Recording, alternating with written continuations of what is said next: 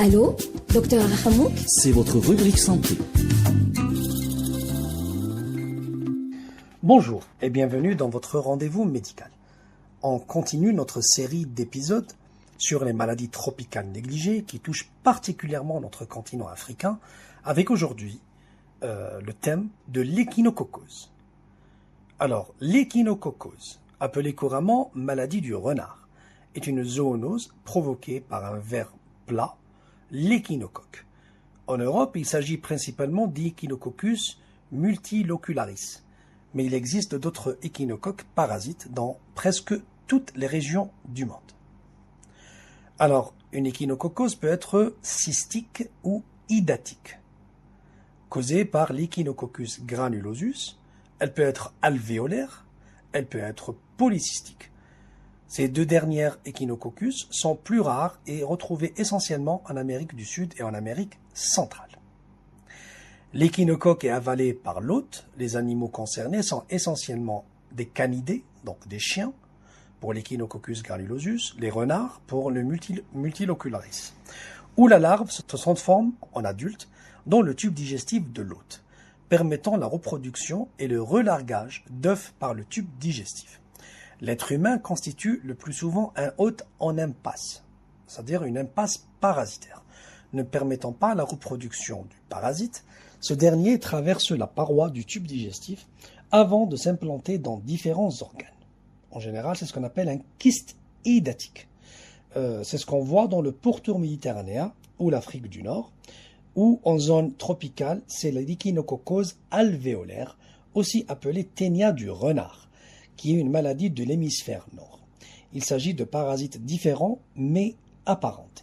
Donc, chez l'humain, les œufs ingérés se transforment en larves qui vont coloniser le foie et former une pseudotumeur au bout de plusieurs années. Les larves peuvent exceptionnellement également atteindre d'autres organes comme les poumons ou le cerveau. Pour l'échinococose alvéolaire, c'est une maladie grave qui se développe lentement, essentiellement au niveau du foie, sur plus de 15 ans et de manière asymptomatique, se traduisant par une hépatomégalie, c'est-à-dire une augmentation du volume du foie, des douleurs abdominales, un ictère et une fièvre. Elle est autrefois souvent confondue avec la cirrhose ou le cancer du foie. La forme hydatique, qui touche surtout l'Afrique du Nord, elle est caractérisée par la formation de kystes au niveau du foie, du poumon ou plus rarement du cerveau.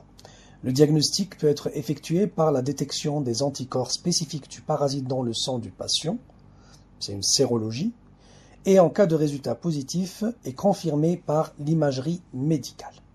La mortalité de la forme cystique est comprise entre 2 et 4%. Celle de la forme alvéolaire est beaucoup plus importante si elle n'est pas traitée correctement, avec une diminution de l'espérance de vie pouvant atteindre les 20 ans.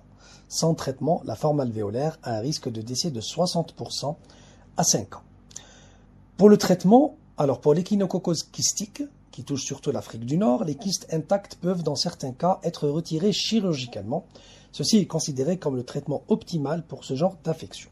L'ablation chirurgicale des kystes peut être précédée et suivie d'une chimiothérapie. Chez de nombreux patients, les composés à base de benzimidazole, comme l'albendazole, permettent d'éliminer ces kystes. Des transplantations de foie sont parfois réalisées dans le traitement de la forme alvéolaire.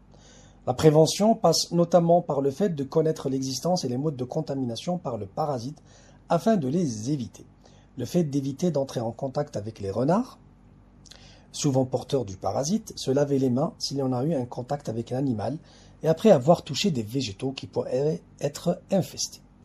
La cuisson à plus de 60 degrés et plus de 30 minutes de tout aliment provenant de zones pouvant être infestées par le parasite, ne pas manger de baies cuites à une hauteur de moins de 50 cm du sol sans les avoir bien lavés.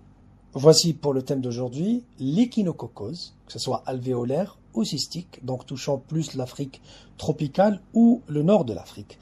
Donc on va continuer dans les prochains épisodes de parler des autres maladies tropicales négligées. D'ici là, prenez soin de vous et à bientôt.